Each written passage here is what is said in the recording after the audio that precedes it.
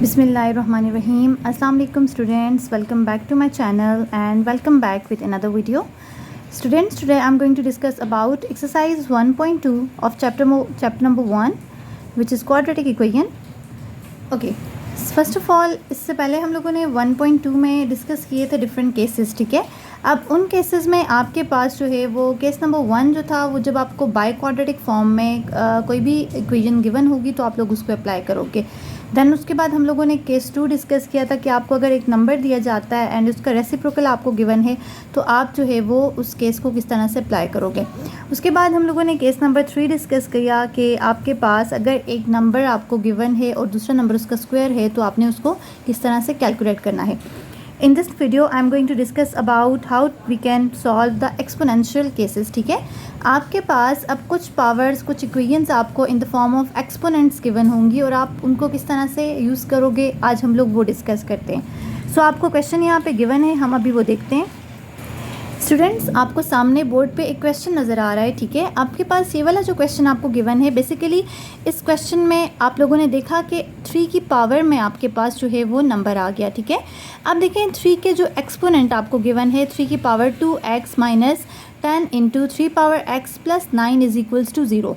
अब इस क्वेश्चन को सॉल्व करने के लिए हम लोग जो केस यूज़ करेंगे अभी, बेसिकली आपने उनको इस तरह से यूज़ करना है कि आपने कुछ ना कुछ जो वेरिएबल आप लेट करेंगे उसको आप लोग किसी एक नंबर के इक्वल लेट करेंगे, ठीक है।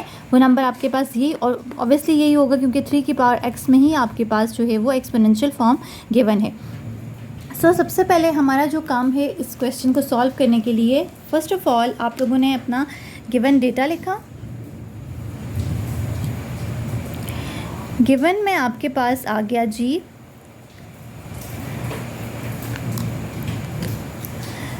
3 power 2x minus 10 into 3 power x plus 9 is equals to 0। Now आपने फाइंड करना है सॉल्यूशन सेट्स और root of the given equation.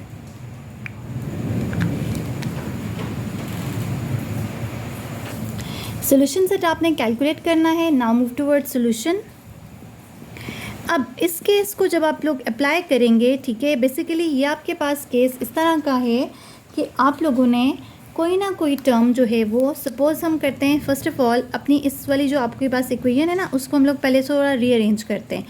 3 की पावर x का अगर मैं यहाँ पे होल स्क्वायर लिखूँ प्लस माइनस इंटू 10 इंटू 3 की power x plus 9 is equals to 0, तो आपके पास देखें जो 3 की पावर 2x थी मैंने उसको इन द फॉर्म ऑफ 3 की पावर x कर दिया, बिकॉज आपके पास नेक्स्ट टर्म जो मौजूद है वो भी ऑटोमेटिकली 3 पावर x ही है, ठीक है। अब जब हम लोग सपोजिशन करेंगे यहाँ पे तो वो हमारे लिए इजी हो जाएगा कि बेसिकली आपने लेट करना है, सपोज करना है 3 power x equals to y, ठीक है। जब आप 3 पावर x को y के इक्वल लेंगे so you will get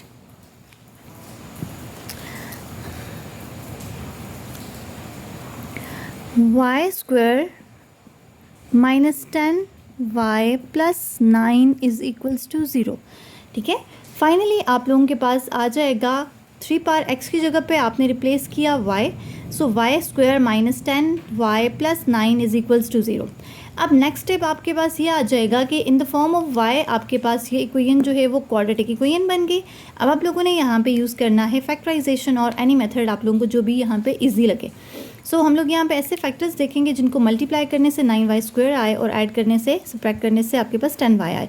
so वो फैक्टर्स हमारे पास आ जाएंगे y square minus 9y minus y plus 9 is equals to 0। अब आप देखें यहाँ पे माइनस माइनस ऐड होके आपको 10y मिल जाएगा और मल्टीप्लाई होके आपको 9y स्क्वायर मिल जाएगा। नेक्स्ट स्टेप इज़ कि आपने y को कॉमन लिया, y माइनस 9 एक फैक्टर आ जाएगा, यहाँ से -1 को कॉमन लिया तो y माइनस 9 आपका सेकेंड फैक्टर आ गया। अब सेम फैक्टर आपके पास आ जाएगा y माइनस 9 और जो आपके पास दूसरा फैक्टर बनेगा वो है जी y माइनस 1 का। इनको आपने पेयरअप करके एक फैक्टर बना दिया। अब आपने या तो y minus 9 using zero product property, या तो y माइनस 9 इक्वल टू 0 होगा या फिर y माइनस 1 इक्वल्स टू 0 होगा, एंड यहाँ से आपके पास y इक्वल टू 9 आ जाएगा या y इक्वल्स टू 1 आ जाएगा। अब आपके पास ये आंसर्स तो in the form of y solve हुए, ठीक है, आपकी equation in the form of y solve हो गई, बट हमारा question in the form of x given है। सो हम लोगों ने इसकी वैल्यू को रिपुट करना है अगेन, जो आप लोगों ने इक्वल लिया था 3x इक्वल्स टू y, ठीक है। इसको आप लोग इक्वेशन नंबर ए का नाम दे दें। तो आप लोग अपने आंसर्स को बारी बारी पुट करेंगे। Again reput values of y in a, ठीक है। जब आप a में पुट करेंगे वैल्यूज़ को, सो आपके पास फर्स्ट जो है वो 3 power x is equals to 9 हो जाएगा and second is 3 power x is equals to y की दूसरी वैल्यू 1 आई थी। अब आपने यहाँ से, आपको अगर थोड़ा आइडिया हो, सो 9th में भी आप लोगों ने इन लॉगरिथमिक चैप्टर आप लोगों ने ये डिस्कस किया हुआ है कि जब भी आप लोग एक्सपोनेंट्स को डिस्कस करते हो तो आप दूसरे वाले नंबर को कंपेयर करने के लिए बेसिकली उसको in the form of equal basis उसको बनाते हो, ठीक है, कि आपके पास बेसिस सेम हो तो आप लोग उसकी पावर को आपस में कंपेयर कर सकते हो। सो यहाँ पे भी अगर मैं देखूँ तो 3 पावर x को अगर मैं यहाँ पे 3 का स्क्वायर लिखूँ, सो फ़र्क नहीं पड़ा बिकॉज 3 का स्क्वायर अगेन 9 होता है। इससे मेरी बेसिस अब सेम आ गई हैं, सो मैं अपनी एक्सपोनेंट्स को इक्वल ले सकती हूँ। सो x मेरे पास आ जाएगा यहाँ से 2 के इक्वल। सिमिलरली आपके पास दूसरी वैल्यू है 3 power x is equals to 1।